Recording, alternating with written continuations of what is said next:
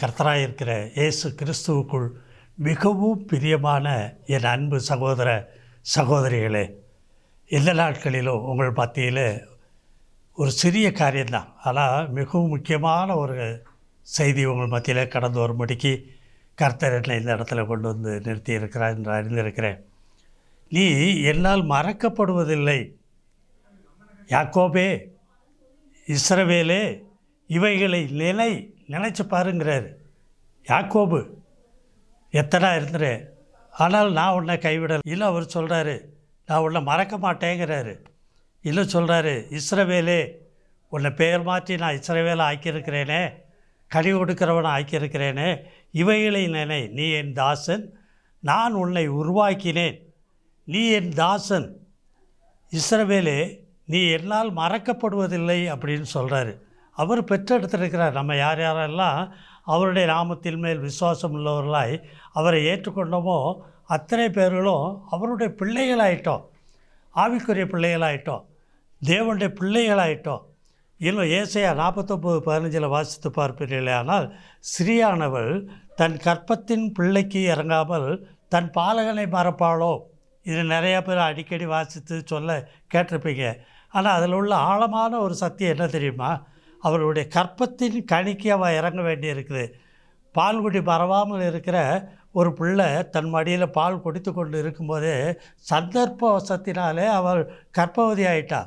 இன்னும் ஒரு நாள் இந்த மாதத்தில் மறுபடியும் ஒரு குழந்தை பிறக்கலாம். அந்த குழந்தைக்கும் பால் கொடுக்க வேண்டி இருக்கிறதுனால அந்த பாலகனை அவள் மறக்க வேண்டிய ஒரு நிர்பந்தம் அவளுக்கு உண்டாகுது. ஆகவே தான் கற்பத்தின் கணிக்கு அவள் இறங்காமல் தன் பாலகனை மறப்பாளோ, அவர்கள் மறந்தாலும் நான் உன்னை மறப்பதில்லை அப்படின்னு சொல்கிறாரு. இல்லை என்ன சொல்கிறாரு வேதத்தில் நீங்கள் வாசித்து பார்ப்பீர்களே, ஆனால் உன் மீறுதல்களை மேகத்தைப் போலவும் உன் பாவங்களை கார்மேகத்தைப் போலவும் அகற்றிவிட்டேன். ஏசாயா 44:22 பார்க்குறீங்க. உன் மீறுதல்களை மேகத்தைப் போலவும் கடந்து போயிருக்கு. இனி அதெல்லாம் நினச்சி பார்க்கவே முடியாது. அவர் சொல்கிறாரு உன் பாவங்களை கார்மேகத்தைப் போலவும் அகற்றிவிட்டேன், உன்னை விட்டு அகற்றிட்டேங்கிறாரு. என்னிடத்தில் திரும்பு, பரிசுத்தமாகும்படிக்கு, என்னை பின்பற்றி வரும்படிக்கு என்னிடத்தில் திரும்பு, நான் உன்னை மீட்டு கொண்டேன். பாருங்கள் எவ்வளோ அருமையாக சொல்கிறாரு. ஏன் அவருக்கு மீட்டு கொள்ளப்பட்ட ஒரு ஜனமாக அவரை பின்பற்றி நடக்கணும், உலகத்தை அல்ல. அதனால தான் அவர் சொல்கிறாரு நான் உன்னை உருவாக்கினேன். தாயின் கருவில், ஒவ்வொரு தாயின் கருவில் நீங்கள் நானும் உருவாகும் பொழுது துர்க்குணத்தில் உருவானோம். சங்கீதம் 51:5 பார்க்குறோம். நான் துர்க்குணத்தில் உருவானேன், என் தாய் என்னை பாவத்தில் கற்பந்தரித்தார். அவள் கூட எனக்கு பால் ஊட்டி என்னை வளர்க்கணும்னு நினைக்கிறாள். சந்தர்ப்பவசத்தினால் அவள் இறக்கப்பட்டிருக்கலாம். ஆனால் இவரோ அப்படி இல்லை. உன்னுடைய ஆயுசு முடியும் மட்டும் உன்னோடு கூட இருந்து உன்னை போஷிக்கிறார், உன்னை உடுத்து வைக்கிறார், உன்னை வழி நடத்துகிறார். அவர் உன்னை மறக்கிறதே இல்லை. அவர் பெற்றெடுத்த பிள்ளை நீ வேதத்தில் அதை குறித்து சொல்கிறாரு. எப்படி உருவாக்கி இருக்கிறாரா, நான் உன்னை உருவாக்கினேன். ஆதியாகமம் 1:26 பார்ப்பீர்களே, ஆனால் தேவ சாயலாகவே தேவன் தமது சாயலாகவும் அவருடைய ரூபத்தின்படியையும் மனுஷனை உண்டாக்குவோமாகன்னார். நமதுன்னு சொன்னால் பிதா, குமாரன், பரிசுத்தாவி, அவங்க 3 பேருக்குள்ளே இருந்த சாயல். ஹலோ, நீதியின் சாயல். பிதாவாகிய தேவனை ஒருவனும் ஒரு காலமும் கண்டதே இல்லை. ஆனால் ஒரு சாயல் இருக்குது. என்ன சாயல்? நீதியின் சாயல். இயேசு கிறிஸ்து மாம்சத்தில் அவர் வெளிப்பட்டார், அவரை காண முடிந்தது. அவர் நீதிக்குள்ளாகவே இருந்தார், நீதியின் சாயலாகவே இருந்தார். இன்னும் ஆவியானவர் நம்மளால் உணர முடியும். ஆனாலும் அந்த நீதியை நடப்பிக்கிறவராக அவர் இருப்பார், அநீதிக்குள்ளே கடந்து போக மாட்டார். நீதியின் சாயலாகவும் அவருடைய ரூபத்தின்படியும் மனுஷனை உண்டாக்கினார். ரூபம் என்ன சொன்னால் அன்பு. ஆகவே இன்னும் சொல்கிறாரு ஆதியாகமம் 2:7 தேவனாய கர்த்தர் மனுஷனை பூமியின் மண்ணினாலே உருவாக்கி ஜீவ சுவாசத்தை அவன் நாசியிலே ஊதினார். அவனுக்குள்ளே அவனுடைய சுவாசம் ஜீவ சுவாசம். அவன் ஜீவ ஆத்மாவானார், மற்ற மிருகங்களுக்குள்ளே இல்லை, இந்த மனிதர்களுக்குள்ளே மாத்திரம். அப்போ நமக்குள்ளே இருக்கிற ஜீவ சுவாசமே அவர் கொடுத்தது. ஜீவ ஆத்மாவாய் மாற்றப்பட்டிருந்தோம். ஆனாலும் யோபு 33:4 சொல்கிறாரு தேவனுடைய ஆவியானவர் என்னை உண்டாக்கினார். ஹலோ, சில வித்தியாசமாக தெரிஞ்ச மாதிரி இருக்கலாம். ஆணித்தரமாக அழுத்தி சொல்கிறாரு, சர்வ வல்லவருடைய சுவாசம் எனக்கு உயிர் கொடுத்தது. அதான் உண்மை. ஆகவே நாம் எல்லாருமே கிறிஸ்துவுக்குள்ளாக உண்டாக்கப்பட்டு வச்சுருக்கிறோம். அதை நீங்கள் பார்க்க முடியும். எப்படி ஆதியில் தேவன் ஆதாம் ஏவாளை உண்டாக்கினாரோ, ஆதாமை உண்டாக்கும் போது எப்படி தம் சாயலாகவும் தம் ரூபமாகவும் அவர் உண்டாக்கினாரோ, அதே போலவே மறுபடியும் நாம் பிறக்கும் பொழுது ஜலத்தினாலும் ஆவியினாலும் மறுபடியும் பிறந்து அவருக்குள்ளாக கடந்து வரும் பொழுது நம்மை கிறிஸ்துவுக்குள்ளாக உண்டாக்குகிறார். அதை அறிந்து கொள்ள தெரியணும்.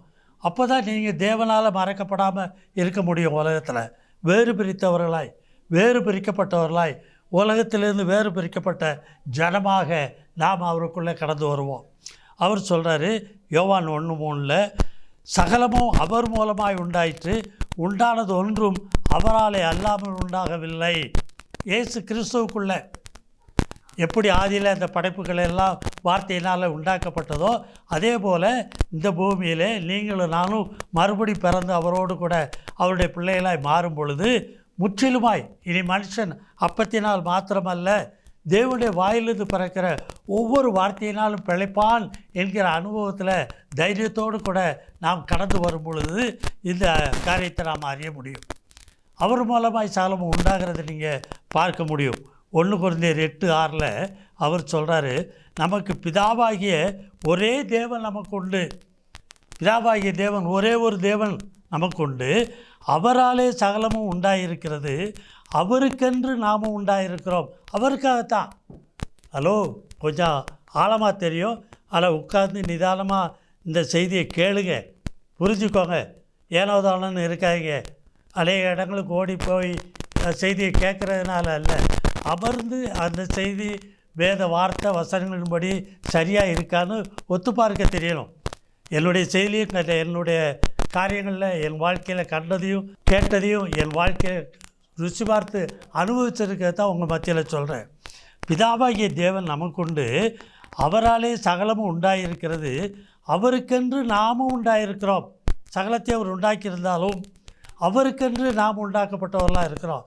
வேறு பிரித்து எடுக்கிறாரு. இன்னும் சொல்கிறாரு, இயேசு கிறிஸ்துவின் ஒரே கர்த்தர் நமக்குண்டு, வழி நடத்தப்படும்படிக்கு எனக்காக உங்களுக்காக கொடுக்கப்பட்ட கர்த்தர், த லார்ட், கர்த்தராக இருந்து நம்மளை வழி நடத்துகிறார். ஒருவர் நமக்கு உண்டு, அவர் மூலமாய் சகலமும் உண்டாயிருக்கிறது. நமக்குள்ள, ஹலோ, நமக்குள்ள சகலமும் உண்டாகுது. இயேசு கிறிஸ்து மூலமாக உண்டாக்கப்பட்டிருக்குது. மோசே வழியாக நியாயப்பிரமாணம் என்ன செய்யப்பட்டதுன்னா கொடுக்கப்பட்டுச்சு. ஆனால் கிருபையும் சத்தியமும் இயேசு கிறிஸ்து மூலமாய் நமக்குள்ளே உண்டாக்கப்பட்டு இருக்கிறது. அல்லேலூயா. இதை கொஞ்சம் புரியணும்ப்பா, புரிஞ்சுக்கோங்க. அவர் மூலமாய் சகலமும் உண்டாயிருக்குள்ள. இல்லை, நான் ஒரு சில காரியத்தை தான் அவர் மூலமாய் நமக்குள்ளே உண்டாயிருக்கிறத வெளிப்படுத்திக்கிட்டு இருக்கிறேன். நிறையா இருக்குது. உள்ள புது சிருஷ்டி ஆக்குறாரு, உன் இருதயத்தை உயிர்ப்பிக்கிறாரு, உன் ஆவியை உயிர்ப்பிக்கிறாரு, ஜீவ தண்ணீர் உள்ள நதிகள் ஓடுபடி செய்கிறாரு. ஹலோ, ஜீவ அப்பமாகவே நமக்குள்ளே இறங்கி வராரு, உன்னை ஆற்றுகிறார், தேற்றுகிறார். இன்னும் நிறைய காரியங்கள் இருக்கப்பா. அவர் உனக்கு வழிகாட்டுகிறவராய் மாத்திரம் இல்லை, நல்ல ஒரு மேய்ப்பனாக இருக்கிறாரு.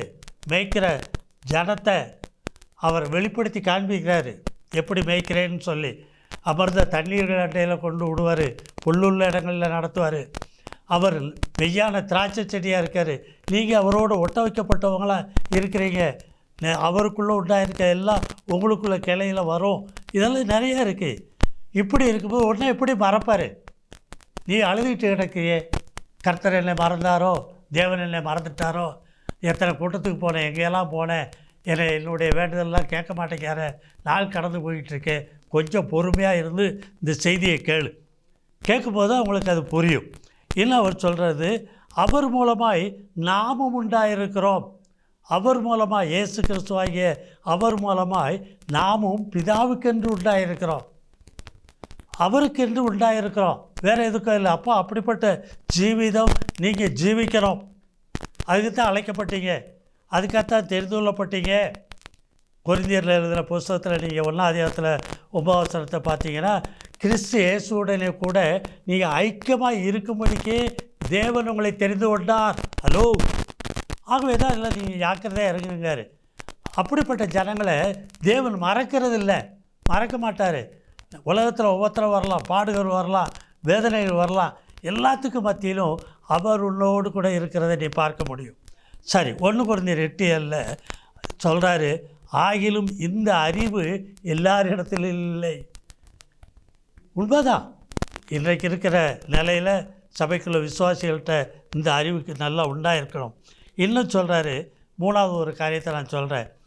தேவன் முதல்ல பிதா, குமாரன், பரிசுத்த ஆவி, அந்த 3 பேரும் சேர்ந்து நமது ரூபத்தின்படி நமதுடைய சாயலின்படி மனிதனை உண்டாக்குவோமாக என்று சொல்லி உண்டாக்குனார். ஆனால் அந்த சாயலையும் ரூபத்தையும் நம்ம விட்டுட்டோம். அதை மறுபடியும் நமக்குள்ளே தேவன் தம்முடைய குமாரனை அனுப்பி அவர் மூலமாக நம்மளை புதுப்பித்தார், கொடுத்துருக்கிறாரு. இப்போ பிதாவுக்கென்று நாம் மறுபடியும் உண்டாக்கப்பட்டு பிதாவிடத்தில் கொண்டு போய் சேர்க்க மட்டும் இந்த இயேசு கிறிஸ்துவானவர் நம்மோடு கூட இருக்கிறார். இன்னும் அவர் அனுப்புகிற பரிசுத்த ஆவியானவரும் இந்த காரியத்தை தான் செய்துக்கிட்டே வராங்க.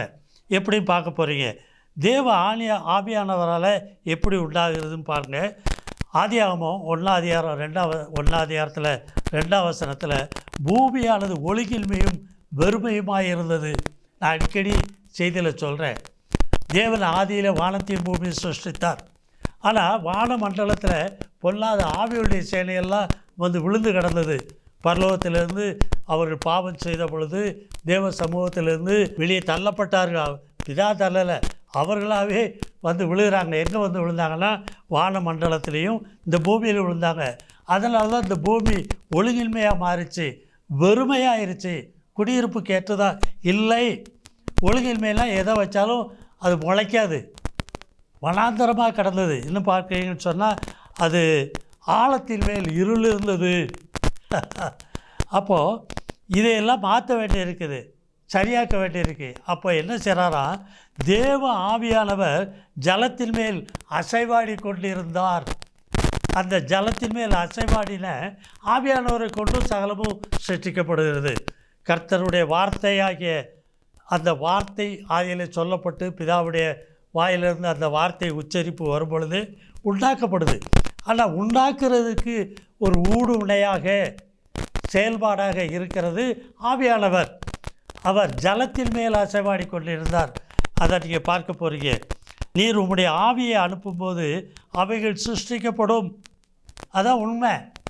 ஜலம் இயேசுநாதரே சொல்கிறாரு. இயேசுநாதர் சொல்லும்போது ஒரு பிரதான நாளில், பண்டிகையின் பிரதான நாளில் நின்று கொண்டு சத்தமிட்டு சொன்னார், ஒருவன் தாகமாக இருந்தால் என்னென்னைக்கு வர கடவன், நான் அந்த தாகத்தை தீர்க்க முடியும்னு கூப்பிட்றாரு. என்னை விசுவாசிக்கிறவன் உள்ளத்திலிருந்து ஜீவ தண்ணீருள்ள நதிகள் புறப்பட்டு ஓடும்னு சொன்னார். அடுத்த வார்த்தையை சொல்கிறாரு, அவர் தம்மை விசுவாசிக்கிறவர்கள் அடைய போகிற ஆவியை குறித்து விதமாய் சொன்னார்.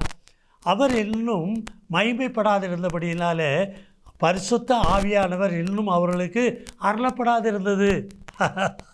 ஹலோ, தண்ணீர், ஜீவ தண்ணீர், தாகத்தில் இருக்கிற தண்ணீர் உன் ஆத்மாவை, உன் ஆவியை, உன் இருதயத்தை, உன் மனதை தாகத்தில் இருக்கிறது. புறமாக இருக்கிற மாமிசம் அழிந்து போகும். இதை குறித்து அவர் சொல்லலை. அந்த தாகம் முழுவதும் அவனுடைய உள்ளத்தில் இருந்து.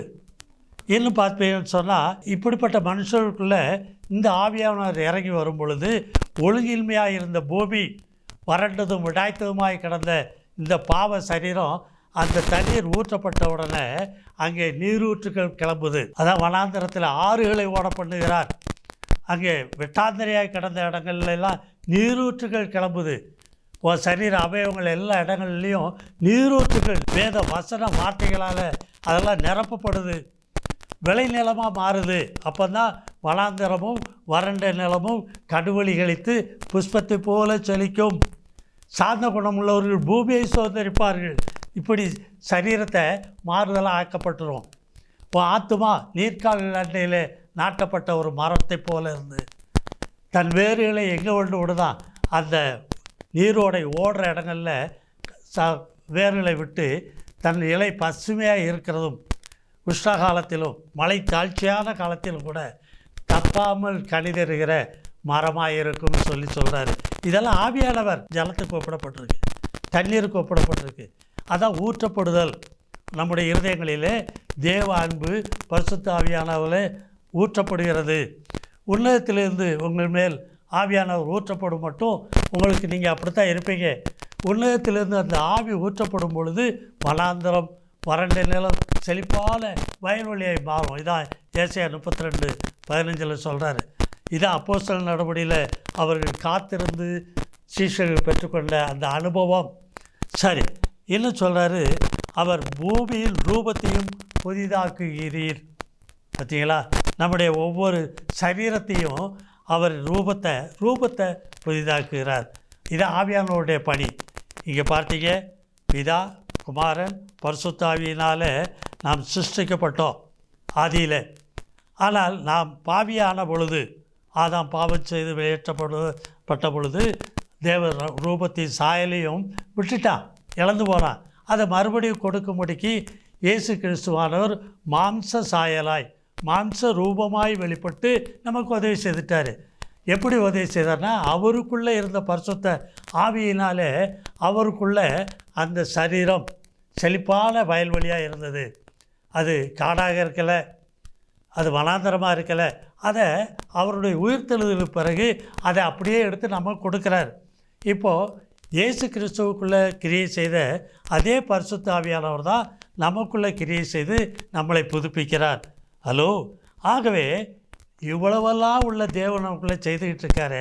அவர் ஒன்றும் மறப்பாரா? கொஞ்சம் யோசிச்சுப்பார். அப்போ நீ எதை தேடணும்? ராத்திரி போகணும், இன்றைக்கு தான் தெரியும், நாளைக்கு இருப்போமா தெரியாது. பழையதெல்லாம் விட்டுரு, பழைய எண்ணங்களெல்லாம் விட்டுரு. அவர் உன்னை மறப்பதில்லை. யாக்கோபே, இஸ்ரவேலே, இவைகளை நினை. சரி, கர்த்தர் பெரிய காரியங்களை உங்களுக்கு செய்வாராக. ஜெபம் செய்வோமா? பரிசுத்தமுள்ள நல்ல பிதாவே, இந்த வேலைக்காய் உண்மை துதிக்கிறேன், ஸ்தோத்தரிக்கிறப்பா. தேவரீர், நீர் இந்த நாட்களிலும் பிள்ளைகள் மத்தியில் நீர் கொடுத்த இந்த வார்த்தைக்காய் நன்றி செலுத்துகிறேன். நீர் ஆசீர்வதிப்பா. நீ என்னால் மறக்கப்படுவதில்லை. கர்த்தர், நீர் எங்களை மறக்காது இருக்கிறதுக்காக ஸ்தோத்திரம். ஆசீர்வதியும் கேட்கிற நம்முடைய பிள்ளைகள், இவர்களை நீர் இன்னும் அதிகமாய் ஆசீர்வதிப்பா. அவர்கள் தங்கள் அனுபவத்திலிருந்து கர்த்தரை என்ன மறக்கவே இல்லை. கர்த்தருக்குள் நான் புது சிருஷ்டியாய் வளர்ந்து கொண்டு இருக்கிறேன். கர்த்தர் என்னை மிகவும் ஆசீர்வதித்திருக்கிறார் என்று சொல்லத்தக்கதை உதவி செய்யும். ஆசீர்வதியும் பலப்படுத்தும், முற்றிலும் காத்துக்கொள்ளும். கர்த்தரும் அருமை இரட்சகருமான இயேசு கிறிஸ்துவின் மூலம் ஜெபம் கேளும் ஜீவன் உள்ள நல்ல பிதாவே, ஆமென். கர்த்தர் உங்களை ஆசீர்வதிப்பாராக. பயப்படாதீங்க, கர்த்தர் உங்களை மறக்கலை. For contact, Evangelist K.P. John David, Door of the Light Ministries, Kovilpatti, 628-502. Phone number 7200-620090, 8072148809. Bank details: State Bank of India, Kovilpatti. Account number 1101779501. Branch code 00859. IFS code SPIN 0000859. MICR code 627002011. SWIFT code SBI NIN BB 469.